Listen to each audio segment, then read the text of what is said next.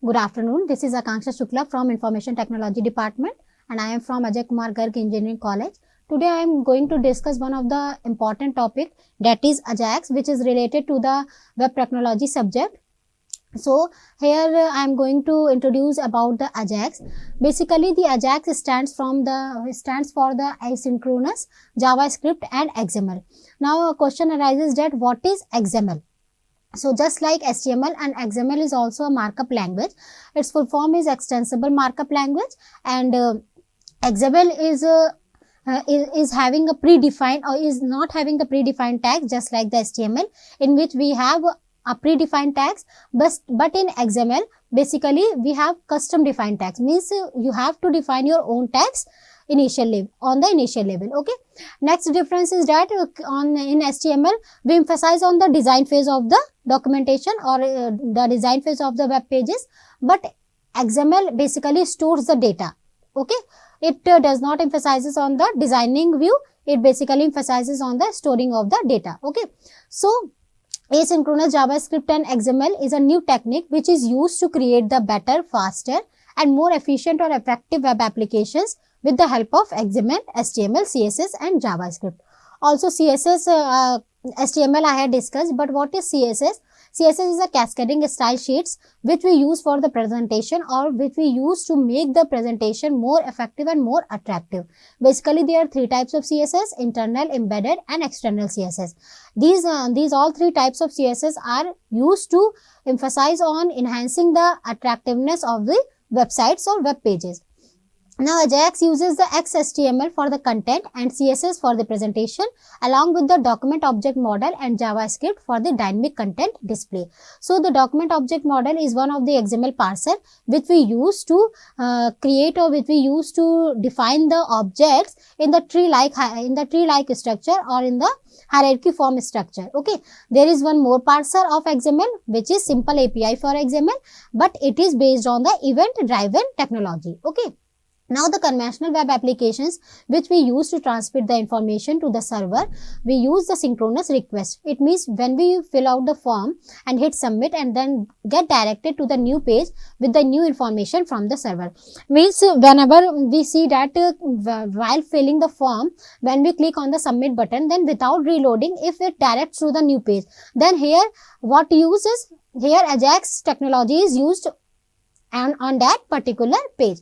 Okay, sometimes while filling the scholarship form, we can see that here Ajax is not used. So whenever we click on the submit button, I am telling about the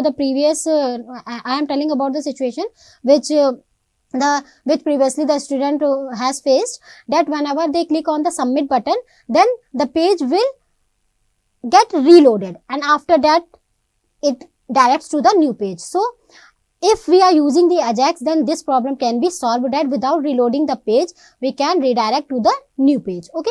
So with Ajax, when we hit submit button, JavaScript will make a request to the server and it interprets the results immediately and it also updates the current screen without knowing to you. Okay. So in the purest sense, the user would never know anything, whatever the information was transmitted to the server. Now the XML is basically used as a format for receiving the server data, although any format including the plain text.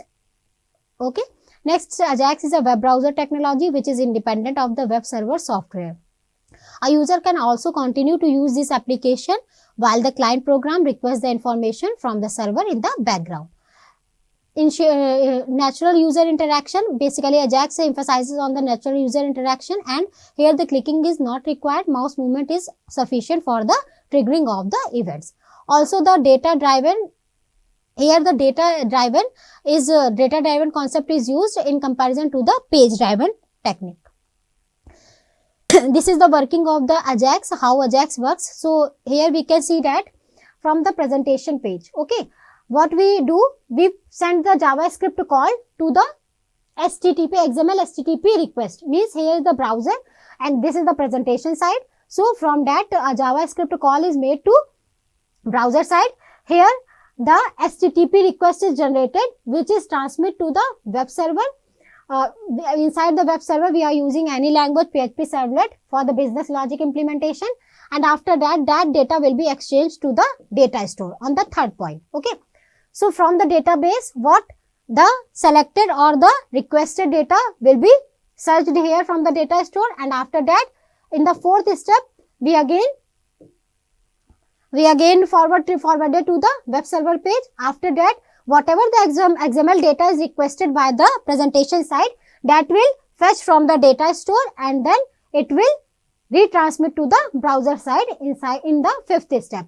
After that, the browser will send that particular requested HTML and CSS data to the presentation side or to the client side or to the user side finally. Okay.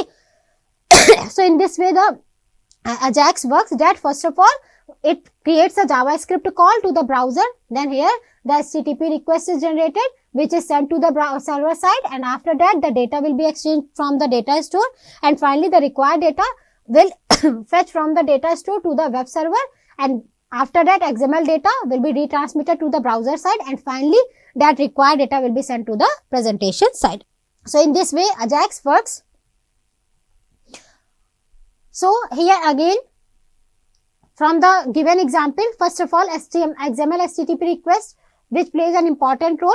So first of all what happens, user sends a request from the user interface, and then the JavaScript call goes to the XML HTTP request object. After that the HTTP request is sent to the server with the help of which? With the help of XML HTTP request object.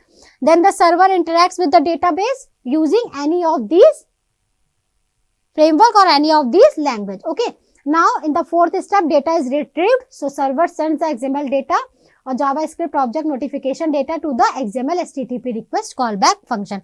Means with the help of these function, server sends the XML data to the callback function. Okay. Now the required HTML and CSS data will be displayed on the browser. Okay. Now here the example of XML HTTP request is used for asynchronous communication between the client and server. Basically it performs the three operations. First one is it sends the data from the client in the background and then receives the data from the server. The third one is update the web page without reloading it. This is the main advantage of the Ajax, that it will update the web page without reloading it. Now the next important topic of HTML is networking. Basically web technology, the subject which we are studying is web technology. So this refers to the various tools and techniques which are utilized in the process of communication between the different types of devices which are currently present over the internet. Basically why we use the web browsers? We use the web browsers to access the web pages frequently, and these web browsers can also be defined as the programs which can display the text, which can display the data, which can display the pictures, animations and video over the internet. Now the main role which is played on the web pages are played by the hyperlink resources which are available on the World Wide Web, and it can be accessed using the various software interfaces which are provided by the web browsers. Okay. Next one is web technology can also be classified into the following sections. First one is World Wide Web, which is based on the several different technologies, web browsers, HTML and hypertext transfer protocol. Now what is web browser? Basically the web browser is an application software to explore the World Wide Web. It generally provides an interface between the server and the client and requests to the server for the web documents and services. Means web browser is generally based on the client server architecture, in which the client requests for any data and the server from its end sends the corresponding response, whatever the request which will be sent by the client. Next is web server. This is also a program which processes the network requests of the users and serves them with the files that creates the web pages. This exchange takes place using the HTTP protocol, which is known as the hypertext transfer protocols. Now the third one is web pages. Basically a web page is a digital document which is linked to the World Wide Web, and it is viewable by anyone which are connected or who are connected to the internet having a web browser. So these are the sections on the basis of which we can classify the web technology. So web technology can be classified into the World Wide Web, web browser, web server and web pages. Okay. Now what is internet addressing? Basically each host on a TCP IP network, means transmission control protocol, internet protocol. So each host on that network is assigned a unique 32-bit IP address which consists of a network number and a host number. Okay, the network number identifies the specific network and must be assigned by the Internet Network Information Center, which is also known as Inter-NIC, and it is also an accredited registered here only. An Internet Service Provider ISP can obtain the block of network addresses from the Inter-NIC, and then it can assign the addresses as necessary. So, the host number identifies a host on a network and it is assigned by the network administrator. The IP address is grouped into the 4 binary octets, and generally the octet is a group of 8 bits which is represented by using the dotted decimal notation. So, the minimum value for an octet is 0 and the maximum value is 255. Here is the basic format for IP addresses.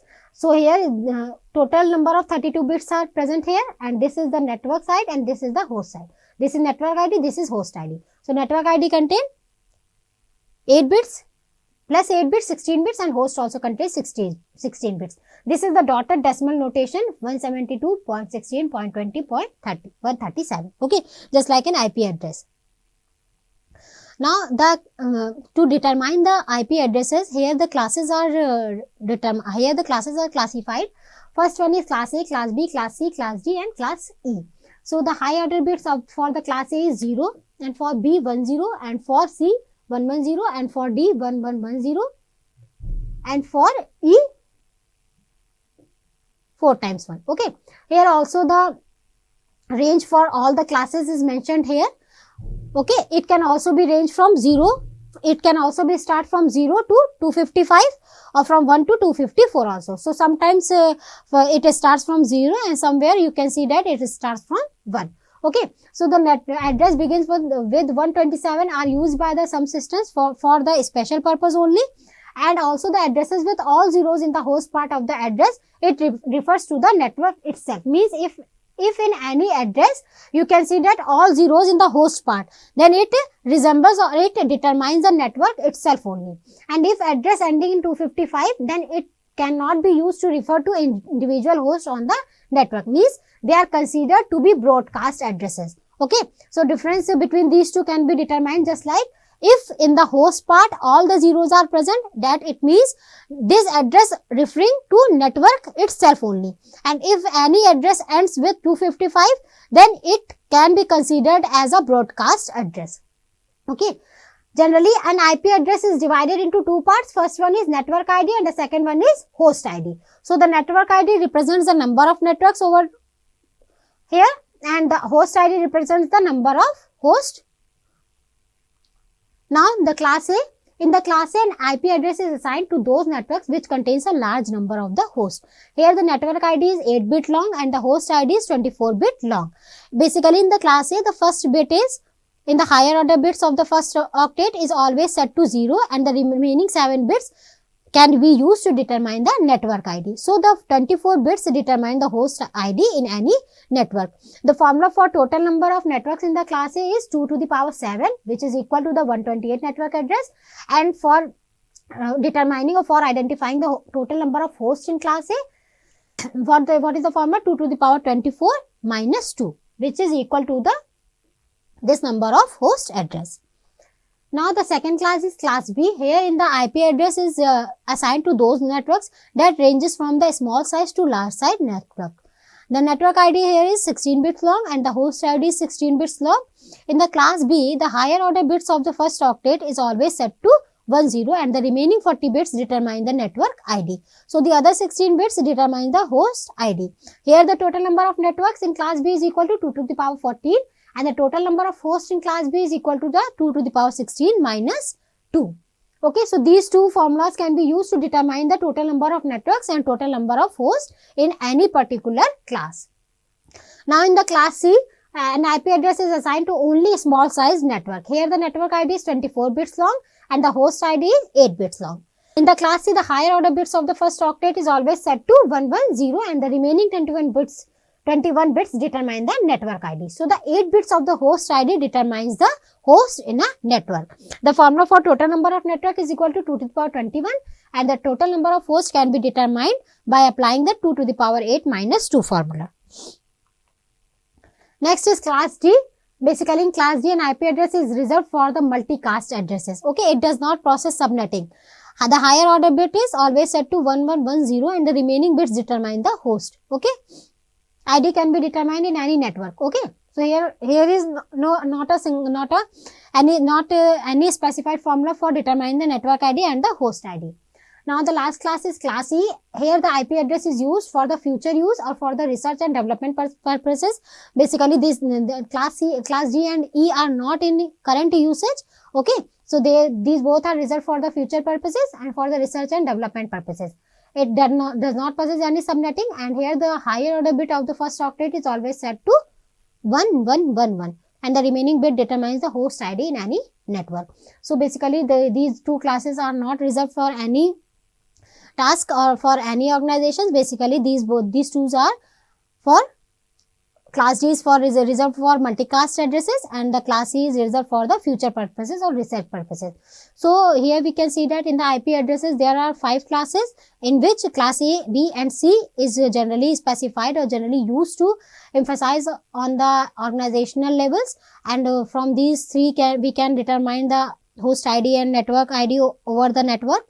Okay, but these 2 classes are not used for the organizational purpose. They both are reserved for further future task. Okay, so in this lecture I had discussed about the 2 topics, just like the working of Ajax and networking, a little bit part of the networking in which I had discussed about the classes and IP addresses. Okay, that's all for today's lecture. Thank you.